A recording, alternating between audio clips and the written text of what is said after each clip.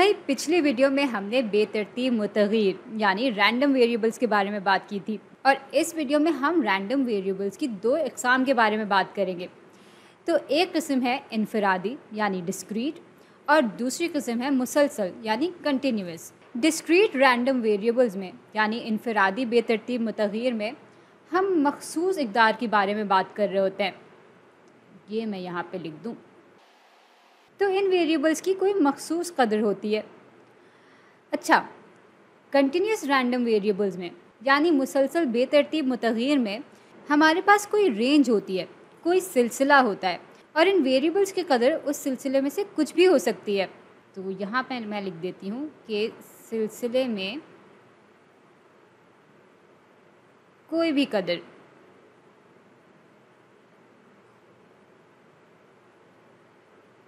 चले अब ऐसा करते हैं कि दोनों को ही मुख्तलिफ़ मिसालों की मदद से समझने की कोशिश करते हैं।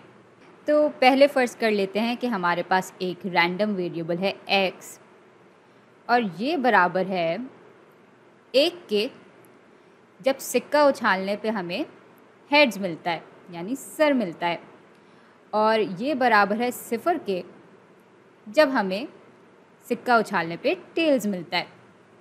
तो ज़रा सोच के बताएं कि आपके ख़याल में ये एक इनफरादी बेतरतीब मुतग़य्यर है या मुसलसल बेतरतीब मुतग़य्यर है। भाई ये इनफरादी बेतरतीब मुतग़य्यर है क्योंकि यहाँ पे हमें x की दो मखसूस इक़दार दी हुई हैं, या तो x 1 के बराबर होगा या तो 0 के बराबर होगा। अच्छा, डिस्क्रीट रैंडम वेरिएबल्स की एक और ख़ास बात यह है कि आप गिन सकते हैं इसकी इक़दार, यानी यहाँ पे या तो फिर 1 होगा या तो 0 होगा। तो ये ही दो इक़दार x के बराबर हो सकती हैं। चलें अब एक और मिसाल को देख लेते हैं। यहाँ पे हमारे पास एक रैंडम वेरिएबल y है और भाई ये मिसाल के तौर पे बराबर है चिड़ियाघर में से बेतरतीब तौर पे चुने हुए किसी जानवर के दुरुस्त वज़न को। तो ये चीज़ हमने लिख ली है। अच्छा, अब यहाँ पे दुरुस्त वज़न से हमारा मतलब है एग्जैक्ट मास। अब ज़रा सोच के बताएं कि y डिस्क्रीट रैंडम वेरिएबल है या कंटिन्यूस रैंडम वेरिएबल है। भाई किसी भी वक्त पे किसी जानवर का दुरुस्त वज़न बताना बहुत मुश्किल काम है, यानी एग्जैक्ट मास के लिए हमें पता होना चाहिए कि उसी लम्हे कितने न्यूट्रॉन हैं और कितने इलेक्ट्रॉन हैं वगैरह वगैरह। और बस इस वजह से चिड़ियाघर में से बेतरतीब तौर पे चुने हुए किसी जानवर का दुरुस्त वज़न यानी एग्जैक्ट मास शायद हम ना मालूम कर पाएँ, लेकिन हाँ इसकी रेंज हम ज़रूर मालूम कर सकते हैं। यानी ये वज़न जिस सिलसिले के बीच में होगा या जिस हद में होगा वो हम मालूम कर सकते हैं। तो मिसाल के तौर पे कोई जानवर जिसको हम बेतरतीब तौर पे चुनते हैं, उसका वज़न 0 के करीब करीब से लेकर कुछ 3000 केजी के बीच में हो सकता है।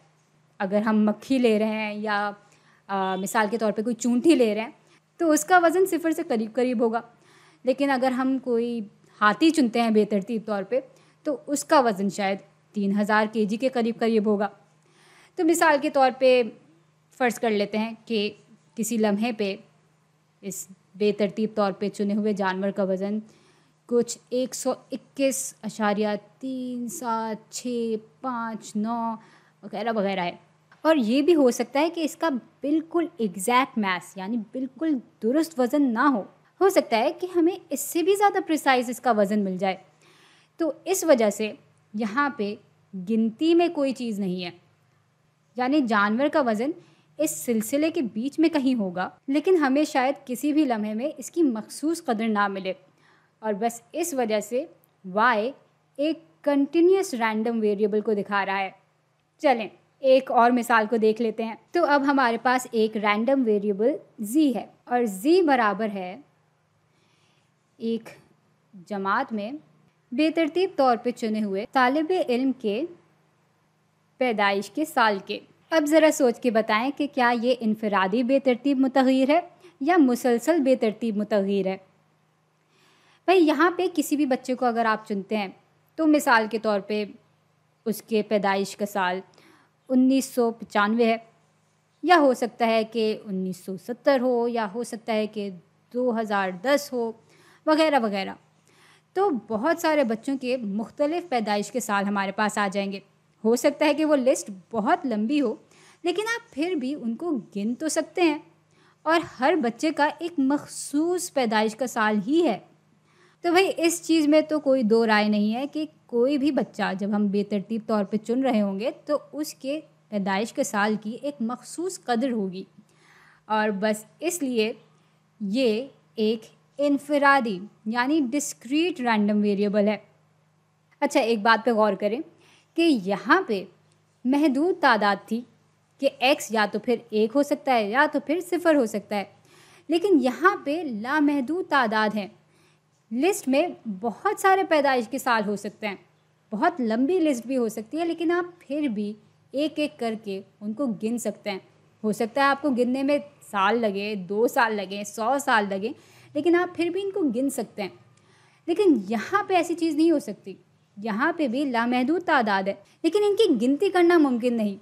मिसाल के तौर पे अगर आप कहते हैं कि भाई यही जानवर 121.3 kg के बराबर है, या दूसरे ही लम्हे इसका एग्जैक्ट मास 121.4 के बराबर हो जाता है, या फ़र्ज़ करें कि आप इसको राउंड ऑफ कर लेते हैं। लेकिन यहाँ पे गौर करने वाली बात यह है कि इन दोनों इक़दार के बीच में भी बहुत सारी इक़दार आती हैं। मिसाल के तौर पे 121.37 या 121.376 वगैरह वगैरह। तो आप देख सकते हैं कि यहाँ पे लातादाद इक़दार हैं और इनकी गिनती करना नामुमकिन है। चलें ऐसा करते हैं कि 2 और मिसालों को देख लेते हैं और उसके बाद हम ये बात ख़त्म कर देंगे। चलें मैं पहले तो इसके लिए जगह बना लूँ। हाँ, तो मिसाल के तौर पे अब हमारे पास एक रैंडम वेरिएबल है a, और a दिखा रहा है कायनात में कल पैदा होने वाली कुल चूंटियों की तादाद को। अब यहाँ पे हो सकता है कि हमारे पास लामहदूद तादाद की चूंटियाँ पैदा हों। आपको गिनते गिनते बहुत वक्त भी लग सकता है, क्योंकि हो सकता है कि ये चूंटियाँ 100 हों, 200 हों, या हो सकता है सैकड़ों में हों, लेकिन आप उनको फिर भी गिन सकते हैं। और इसलिए ये भी एक इनफरादी बेतरतीब मुतग़य्यर की मिसाल है। इसके बरक्स अगर मैं कहूँ कि एक वेरिएबल है मिसाल के तौर पे c, और ये बराबर है 100 मीटर की दौड़ में जीतने वाले खिलाड़ियों का बिल्कुल दुरुस्त वक्त। अब यहाँ भी हमें लामहदूद तादाद मिल सकती है, यानी इनफाइनाइट नंबर्स मिल सकते हैं, क्योंकि बहुत सारे लोग 100 मीटर की दौड़ जीते होंगे और उन्होंने ये फ़ासला मुख्तलिफ़ वक्फ़ों में तय किया होगा, लेकिन हम उनका बिल्कुल दुरुस्त वक्त नहीं निकाल सकते। चले ऐसा करते हैं कि इस मिसाल को थोड़ा और मखसूस बना लेते हैं। हम सिर्फ 2022 के साल में जो भी 100 मीटर की दौड़ में जीता है उसको देख रहे हैं। तो इस साल के हिसाब से हम एक रेंज ज़रूर बना सकते हैं कि सारे जीतने वाले खिलाड़ियों ने 100 मीटर की दौड़ 0 से लेकर कुछ 15 सेकंड के बीच में जीती। ठीक है, उन्होंने ये फ़ासला 0 से लेकर 15 सेकंड में तय किया। बात यह है कि ओलंपिक्स में भी जब वक्त नापा जाता है खिलाड़ियों का किसी दौड़ में, तो वो राउंड ऑफ करके हमें वक्त बताते हैं। मिसाल के तौर पे 9.5 जिसको वो कह रहे होते हैं, या 9.56 जिसको कह रहे होते हैं, वह असल में राउंड ऑफ कदर होती है। अगर हम इसके बिल्कुल दुरुस्त वक्त लें तो हो सकता है कि ये 9.5670 वगैरह वगैरह हो। तो बस इस वजह से वक्त में अगर हल्का सा भी फ़र्क हो, यानी मिसाल के तौर पे 9.56704 हो, तो ये 2 अलग अलग इक़दार बन जाती हैं जिनमें इनके आगे भी कोई अदाद लगी हुई होंगी। तो यूँ हम इस मिसाल में बिल्कुल मखसूस कदर नहीं मालूम कर सकते, लेकिन हाँ, इस सिलसिले के बीच में कोई सी भी कदर को हम शामिल कर सकते हैं। और इस तरह हमें मालूम हो गया कि ये जो बेतरतीब मुतग़य्यर है वो असल में मुसलसल बेतरतीब मुतग़य्यर की मिसाल है।